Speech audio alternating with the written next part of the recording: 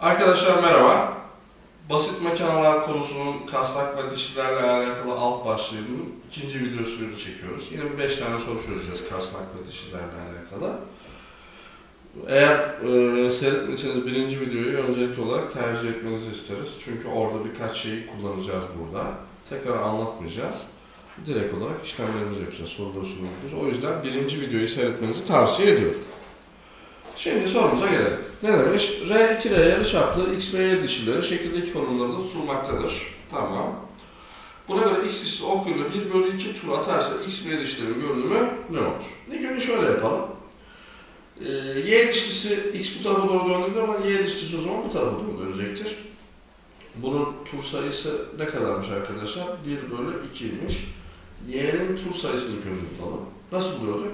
Birincinin tur sayısı çarpı birincinin yarıçapı eşittir. İkincinin tur sayısı çarpı ikincinin yarıçapıdır diyebiliriz. Yazalım. 1/2 çarpı x'in yarıçapı r kadar. Y'nin tur sayısı çarpı y'nin yarıçapı kaç? R2r. Burada y'nin tur sayısının kaç olduğunu buluruz arkadaşlar? 1/4 olduğunu buluruz. Peki. Şimdi ben şöyle bir şey söyleyeyim. 1/2 tur yarım tur demektir. Dişlerin çevresi 360 dereceye dilime tekabül ettiği için yarım tur o zaman 180 dereceye tekabül eder. Mesela şöyle yapın. X'in üzerinde bir A noktası seçin. A noktası ok yönü 180 derece gidecek. Mesela A ve B diye. A, B arası arkadaşlar boşluk. Dikkat edin. A 90 derece döndü buraya geldi. 90 derece daha döndü. Toplam 180 derece döndü buraya geldi. B ise 90 derece döndü buraya geldi. Bir 90 daha döndü. Toplam 180 döndü buraya geldi. A ile B arası boşluk değil miydi? Evet. Son grupta da yine boşluk oluyor mu? Evet. O zaman X'in görünüşü ne yapmayacak arkadaşlar? Değişmeyecek. Şöyle yaptım. X o zaman tabiri caizse yine ne yaptı arkadaşlar? Aynı görünüme sahip oldu. Şimdi 1/4 tur diyelim. Y'nin dişlisi atacağı şekilde söylemiştim zaten daha önce. 1/4 tur demek 90 derecelik dilime tekabül. C ve D arasını düşünün. C ve D arası boşluk. 90 derece önce C buraya geldi. D de buraya geldi. O zaman boşluk eskiden taralı olan kısma denk gelmiş oldu. Demek ki taralı kısımlarla taralı olmayan kısımlar ne yapacak arkadaşlar? Yer değiştirecek. Bakın C noktası buraya geldi 90 derece döndü. D de buraya geldi. C'nin eski olduğu yere geldi. CD arası boşluktur. CD arası boşluk olacağı için o zaman eskiden taralı olan kısım şimdi taralı olmayan kısma dönüşecektir. O halde Y dişlisinin görünümü de şu şekilde olacaktır. Burası taralı olmayacak. Şu şekilde olacaktır. X ve Y dişlilerinin görünümü bu şekilde olur diyebiliriz arkadaşlar. Şimdi gelelim ikinci sorumuza. Bu soru yorum sorusu. Ne demişiz? Rx, Ry, Rz yarıçaplı dişlerle kurulu düzenekte X dişlisi n tur attığında K cismi H kadar yer değiştiriyor. Şimdi bakalım. X'in tur sayısına n dedim. O zaman Y'nin tur sayısı bu tarafa doğru olacak. N'y. Z de bu tarafa doğru olacak. Doğru mu arkadaşlar? Evet. Şimdi bakın bir şey söyleyeceğim. Diyelim ki Z dişlisi bir tam tur yapıyoruz. Yani Nz'yi ben 1 yaptım. O zaman çevresi kadar zinciri salacağından dolayı K cismi ne kadar yer değiştirecektir? 2pi Rz kadar yer değiştirecektir. 1 değil de Nz tur atarsa bunu o zaman neyle çarpmam lazım? Nz ile çarpmam lazım. Bu neye eşitmiş? H eşitmiş. Şimdi ben diyorum ki soruda şöyle bir şey sormuşum. Demişim ki buna göre Rx, Ry ve Rz dişliklerin hangileri tek başına arttırılırsa H artar.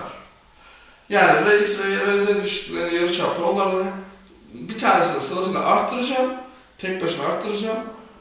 Bu H ifadesini ne yapmasını istiyorum? Artmasını istiyorum. Şimdi şöyle yapalım. X ile Y birimi temas ediyor.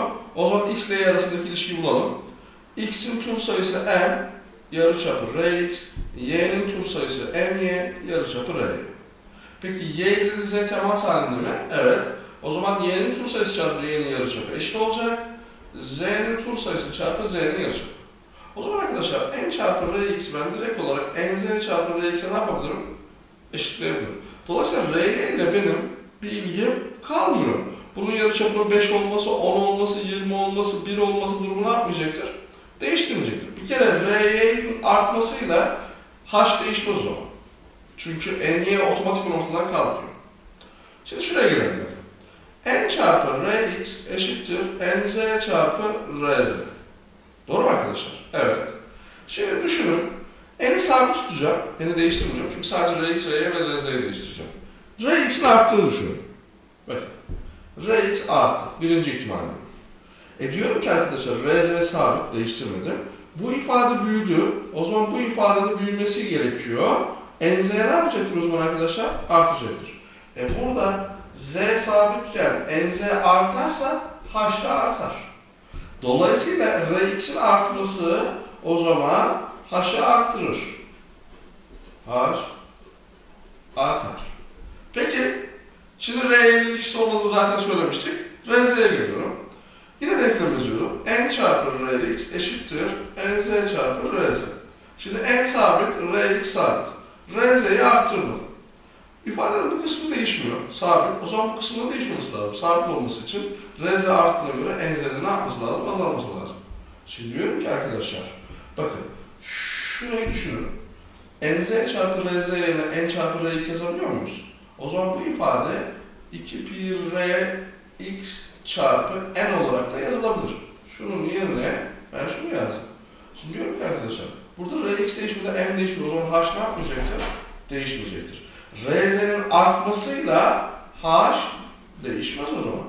Çünkü aynı oranda Nz düşecektir. Mesela Rz'yi 2 katına çıkarsanız Nz yarıya düşecektir. Bu yarıya düşüp bu 2 katına çıktı, yine çarpımları sabit olacak ve H değişmeyecektir. Bu yüzden H değişmez. O zaman yalnızca Rx artarsa H artar diyebiliriz. Bir sonraki soruya geliyoruz. Ne demişiz? R2 yarıçaplı merkezlerinden perçinlenmiş x-y dişleriyle kurulan düzenekte y dişlisi ok yönünde kaydına dönerek ilerlemektedir. Peki.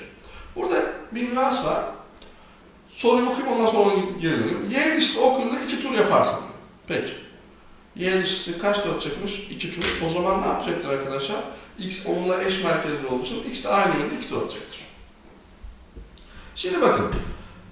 Y ilerlediği için, dönerek ilerlediği için bu zinciri çekecek. Y'nin etkisi K'yı yükseltme adınadır. Anlatabiliyor muyum? Y, K'yı ne yapar? Yükseltir. Ama bu sırada X bu tarafa doğru dönerken, dikkat edin, zinciri salacak mı? Evet, bu tarafa doğru döndüğü için zinciri salacak. O zaman salınca da X'in bu tarafa doğru dönmesi K'yı alçaltmaya çalışacak o zaman. Dolayısıyla X o zaman K'yı alçaltır. O zaman K'nın totalde ne kadar yer değiştirdiğini bulmak istiyorsam eğer, Y K'yı yükseltiyor, X alçaltıyor. Zıt işler yaptıkları için neleri almak zorundayız arkadaşlar? Farklarını almak zorundayız. Bakalım şimdi. Şimdi şöyle düşünün. Y bir tam tur yapsaydı, dişli Y'nin bir çevresi kadar ilerlemiş olacak mıydı? Evet. Yani Y'nin çevresi 4 piri olduğu için bir tam tur yapsaydı 4 piri ilerlemiş olacaktı. Ama 2 tur yaptığı için o zaman Y dişlisi ne kadar ilerleyecektir arkadaşlar? 2 çarpı 4 pire kadar ne yapacak o zaman? İlerlediğinden dolayı K'yı yükseltiriz. Kim yaptı bu etkiyi? Y yaptı. Peki X de ipi ne yaptı? Saldı. X bir tam tur yapsaydı çevresi kadar zinciri salacak mıydı aşağıya doğru? Evet. Yani 2 pire salacaktı. Ama 2 tur yaptığı için 2 çarpı 2 pire kadar K'yı ne yapar? Alçaltır. Bu etkiyi kim yaptı? X. O zaman ikisi arasındaki farkı alırsam K'nın ne yapmış oluruz? Yer değiştirmesini bulmuş oluruz. K 8 pi'ye kadar yükseliyor. 2 çarpı 4 pi'ye. 2 çarpı 2 pi'ye yani 4 pi'ye kadar da alçalıyor. Totalde o zaman 4 pi'ye kadar ne yapar? Yükselir. Neden yükselir? Çünkü yükseltme miktarı alçaltma miktarından daha fazladır. Dolayısıyla cevap 4 tane pi'dir diyebiliriz. Bu soru Ve bundan sonraki soru güzel soru arkadaşlar. Şimdi dikkat edin. 3R yarıçaplı yarım çember biçimindeki rayların birleşimiyle oluşturulan yolda. Bir yol var. 2 tane 3R yarıçaplı çemberin birleşimiyle elde ediliyor. Mesela K ile L'nin içi ray. İçinde tırtıklar var, dişler var. Ne yapabiliyor? X burada ilerleyebiliyor. L ile M arasında da rayın dışı tırtıklı. Dolayısıyla X o zaman K'dan L'ye içten dolaşırken L'den M'ye dıştan dolanıyor. Ona dikkat edin. Şimdi sorumuza geri dönelim. Demiştim ki soruda 3R yarıçaplı yarım çember biçimindeki rayların birleşimiyle oluşturulan yolda R yarıçaplı dişli dönerek ilerlemektedir. Dönüyor ve ilerliyor. X dişlisi K noktasından L noktasına gelene kadar F1, L'den M'ye gelene kadar F2 tur attığına göre F1 bölü F2 oranı kaçtır? Şimdi ben burada bir şekil hazırladım. Gerçi bir önceki soruda bahsettim biraz ama şimdi diyorum ki mesela dişli düz bir yolda olsun bir tur atsın. Şuraya geldi. Bir tur sonucunda buraya geldi. Arkadaşlar dişlinin merkezi ne kadar yol almış olur? Dişlinin çevresi kadar yol almaz mı? 2 pi r kadar. Mesela şöyle yapsaydım. Dişlinin merkezi 10 pi r yol alsaydı, bak merkezi diyorum, temas ettiği yol demiyorum. 10 pi r yol alsaydı, çevresi 2 pi r olduğu için o 10 pi r'lik yolu o zaman 5 tur atarak almak zorundaydı. Aldığı yolu çevreye bölersen tur sayısını bulur. Şimdi ama neyin aldığı yol? Tekrar söyleyecek olursak arkadaşlar, dişlinin merkezinin aldığı yol. Evet. Şimdi dikkat edin. Şimdi dişlinin merkezi K'dan L'ye gelene kadar şöyle bir yol izlemiyor mu? Hatta şöyle de dişliyi çizecek olursam şöyle bir yol izlemiyor mu arkadaşlar? Burası ne kadardır? Şurası 2R yarıçap değil midir? Şurası da 2R yarıçaptır.